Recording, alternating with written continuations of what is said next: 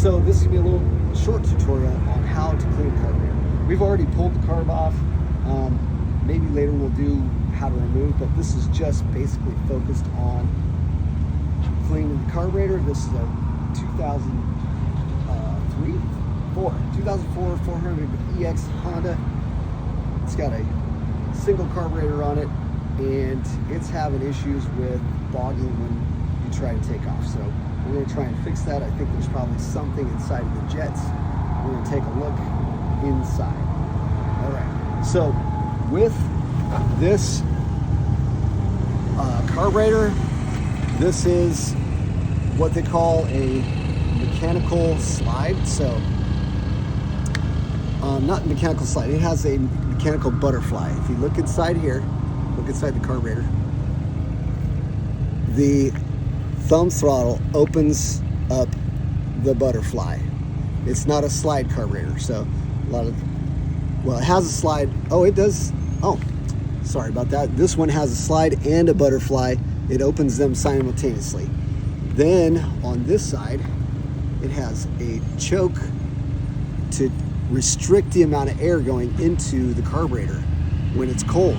You need to have more fuel, so instead of adding more fuel, you just have less air. See how that closes that off? All right, so that's on the side here. You need to do that anytime it's cold or when you're first starting it up. Pretty much going to have to do this, and then you want to take and not turn off the choke pretty soon, or else you'll flood out the engine. So we're going to move on from that. Next, we're going to go to the float bowl. This carburetor actually has also what is called a accelerator pump, and it will actually, when you hit the throttle a lot fast, it will actually pump extra gas in to make the jetting correct for when you hit the gas. Now, when you go to pull this float bowl off, you have to make sure you've got a good screwdriver, good Phillips screwdriver, and you got to be very careful breaking these loose because the carburetor's aluminum and the screws are metal. They tend to get a little bit seized together, and so it'll take kind of a little bit of a pop, and it's very easy to round out these Phillips screws. Yeah, you can strip them out, but you'll round them out. So you want to make sure and get a lot of pressure on it, and then give it a good, hear that crack, then you know that you broke it loose. So I do recommend, let's see, hang on one sec here. Also remember, lefty loosey, righty tighty. So, because when you turn it the wrong way, then you're gonna strip it. I do recommend having a little magnetic dish to hold your screws. All right, so we're going to take, and this one also has, this screw right here is actually an idle screw. It actually opens and closes the butterfly and the slide slightly, so it'll adjust to your idle speed. If you turn it in, it'll open it more and it'll idle higher, and then if you turn it down, it'll idle lower or even die. So there's an adjustment with that. This carburetor, it has there's two usually adjustments for the low speed circuit. You're not the adjustments are usually either an air screw, and you'll know it's an air screw if it's on the airbox side, so the side that attaches the airbox. If there's screws on that side, it'll be what's called an air screw. If it's on the engine side, like this one has right here, it is what is called a fuel screw, because it's actually adds fuel. If it's on the airbox side, it adds air. A good way to know which is the engine and the air side is the engine side has more like a bronze valve right there. Typically the engine side is smaller than the airbox side. Yep.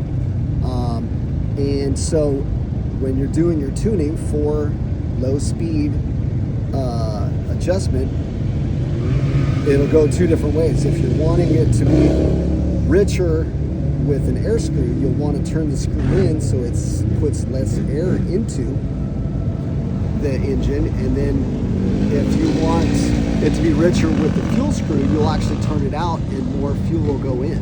So that's two different adjustments. Typically, they're maybe 1 to 1.5, maybe 2 turns to adjust those. Maybe I'll show that later, but mainly this is focused on just cleaning the carburetor. So we're gonna continue taking the float bowl off. We'll see if I have to remove the idle adjustment. Also, it's important to remove the fuel tank. Well, So it depends on the more model room. of carburetor. This, our bike. All right, so we do have... Another warning is have a pan or somewhere you can put the fuel, because as soon as you disconnect it, it's going to leak fuel. Yeah, the float bowl contains a fair amount of fuel. Yeah, unless you want your vehicle to smell like gas, which it will no matter what. Well, wherever you're working. Yeah, wherever you're working, you might want a pan. Put that All right, so typically it's 4 screws to get this float bowl off. All right, we'll put Little that screws. there. All right, so usually on most of these carburetors, it's an O-ring, that O-ring seal, and over time Make sure you this don't lose O-ring that. gets flattened out. Yeah, sometimes it could fall out, but usually if a bike's been, it's been a while since it's been changed, it's be very flat. It may leak. Like I believe this one is actually leaking. I did not bring any sealant, so it might just leak while we're in there. All right, so we'll put this to the side.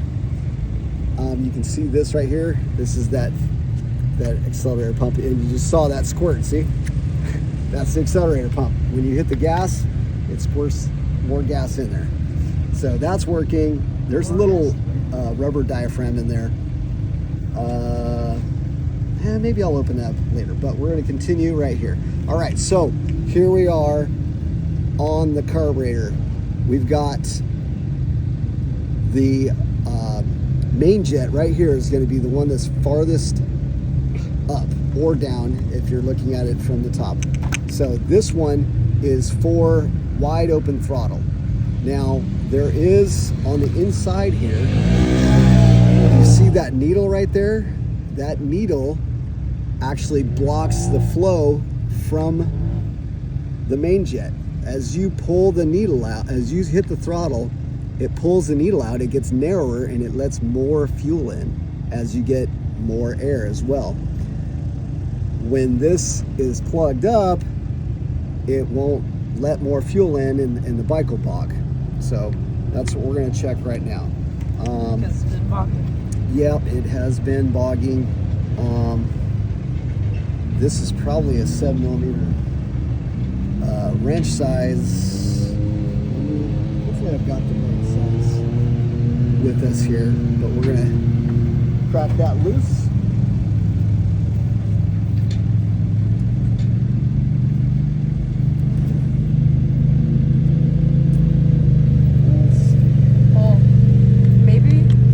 Our next video should be how to diagnose your bike. Like, how to diagnose your bike. Are we paused right now? Huh? Oh no. Or do you need to pause it? All right. Well, all right. So, I might not have. Okay. So now we're gonna take the main jet and we're gonna remove it from the emulsion tube. That's what it's attached to. So it is on this carburetor is a 6mm, and the other one is probably a 7. I didn't bring all of my wrenches with me, so we're out in the dunes. We're out in Glamis right now. So we're gonna do this on the fly. All right, so this screws out. This is what this main jet looks like, and I don't know if you can see, but it is clear. I'm zooming in. So, yeah. Oh yeah, you can see. Oh, there's a little bit. Yep, of stuff. so we're gonna blow it out. We got our air pressure here. You wanna be very careful and have a really good grip on it before you do this. Make sure you're wearing eye protection. don't want to get something in your eyes. So, and hearing protection is not a bad idea, but we're not going to worry about that. So, all right, so that is clean. So that is not the issue that we're having. I'm going to put that in there. All right, so now you can see inside of there, you can see the needle that's poking down in there. I'm going to give it a little squirt in there. The next thing we've got to it is it's a flat blade, and that is the Pilot Jet. Pilot Jet is the small one, and this one's the one that typically will get clogged if your quad or bike has been sitting for any amount of time. And you can't see through this right now. We're gonna take and blow it out with some air.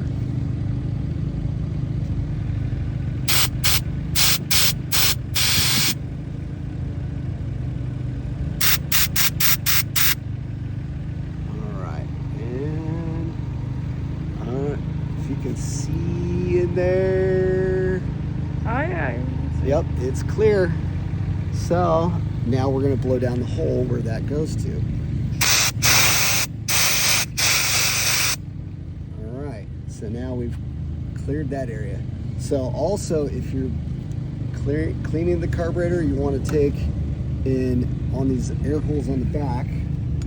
You're going to blow some air through there. You could also use carb clean for this, or brake clean. Yeah, you could pump. Either one of those will work with this, depending on what your local place sells. You want to make sure that all of those are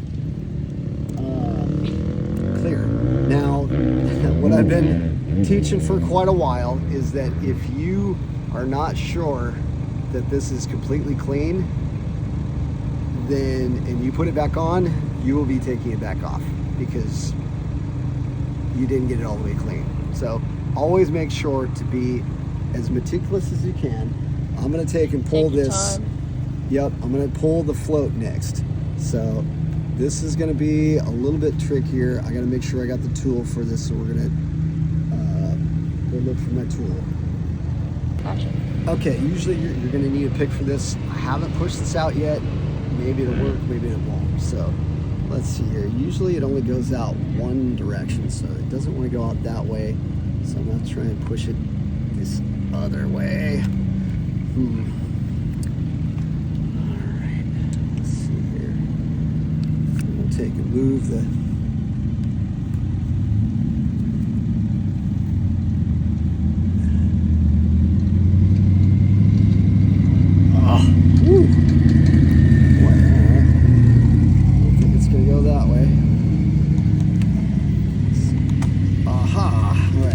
pushed it.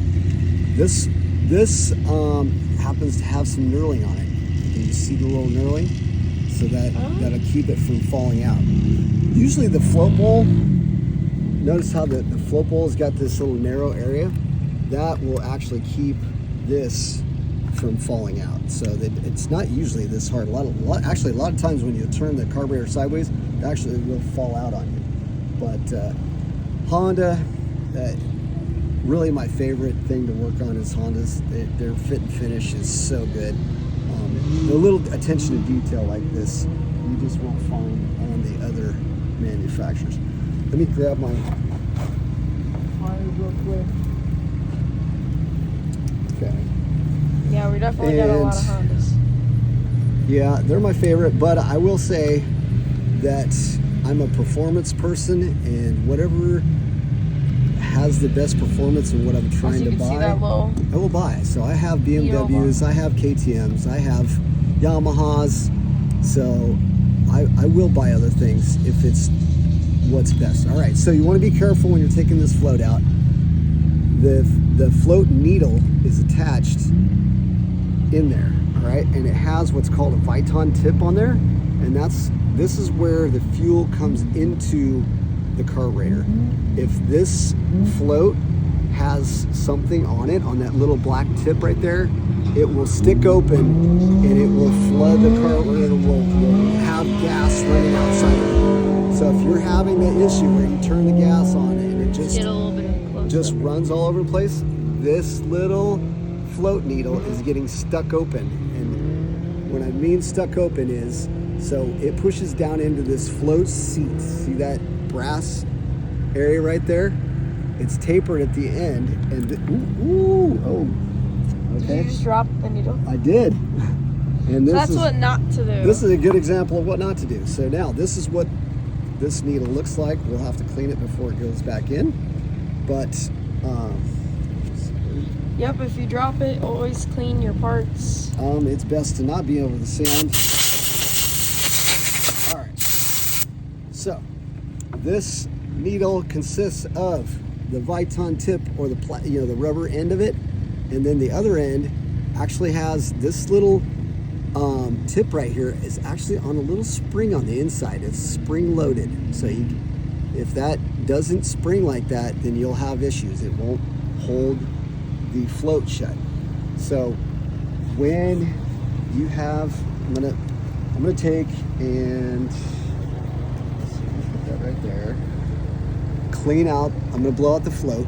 So that can, if you have an older bike, that can wear over time, but typically it doesn't. Usually it's just, you need a new needle. Sometimes that Viton tip will get really hard and it won't actually seal. So it's important that the tip stays a little bit pliable so it's able to seal up. Otherwise, you just have gas everywhere. So this leads directly to this. So if we blow into the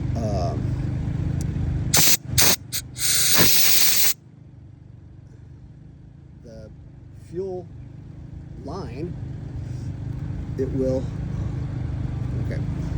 it will blow out of this.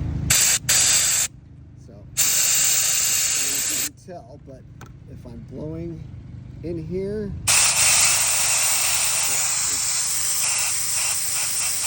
blows out the fuel line.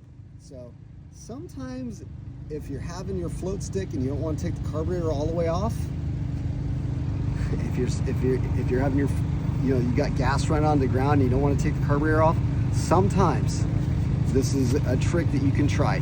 You could take the fuel line loose from make sure you turn your tank off first, take your fuel line off, and you can blow into the fuel line. And sometimes, yeah, the fuel line, you'll know what it is. It connects to your gas tank and it connects to the carburetor. That's how it gets fuel in there.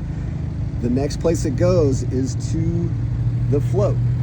If you have a little piece of something that is keeping that float from closing and floating, so they call this a float because it actually floats in the fuel inside of the float bowl. So this fits in here and it floats in here. It is supposed to be at a certain adjustment. This is a plastic one and it does not have an adjustment. Some of them that have metal right here, you can actually adjust to where the float is going to be in there, and you can change the amount of fuel that is in your float bowl. You can definitely mess that up. Typically when the adjustment is that when you have this thing, we're going to we'll put our needle and seat back in here. For the shooting process, we'll just go ahead and put this back in so you guys can see it. You should clean this out thoroughly before doing this, but we're going to put it back in here. We'll put the needle back in, or not the needle, the float pin back in, and see how this is. Typically when you hold this level, these should be up a little bit higher so it doesn't sag all the way down. If it sags down, then it's not going to actually close the valve. So you can see how that's a little bit spring loaded right there. That's that little spring on the end of the valve. Now when there's nothing in the float bowl, it'll be all the way like this. It'll be hanging down. As the fuel comes in, you see the needle right there? It'll push the needle up to the opening, and it'll seal the opening. You and actually when see when the float bowl is all the way full, it will push that closed, and then you won't have any fuel come in. You can actually see on the side where the fuel usually sits. There's a little line. Yep. So, and that's how that works.